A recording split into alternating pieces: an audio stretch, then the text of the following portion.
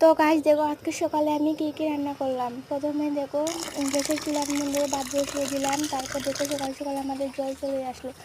দেখো সকাল সকাল বাইরের আবহাওয়াটা খুব সুন্দর।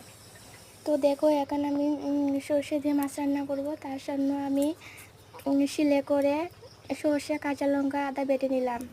তারপর দেখো এখন চুলায় আগুন ধরে নিলাম। তারপর সর্ষেগুলির মধ্যে হলুদের গুঁড়ো, জিরার গুঁড়ো, লঙ্কার গুঁড়ো দিয়ে দেবো। তারপর কড়াইতে সামান্য তেল দিয়ে ওটা কাঁচা লঙ্কা, তেজপাতা আর সামান্য পাঁচফোড়ন দিয়ে দেবো। তারপর যে মশলাগুলো আমার আগেতে করা হয়ে গেলো ওগুলো কড়ার মধ্যে এখন দিয়ে একটু কষিয়ে জল দিয়ে দেবো। তারপর আমার কষানো হয়ে গেলে মাছগুলো দিয়ে অল্প জল দিয়ে দেবো সিদ্ধ হওয়ার জন্য।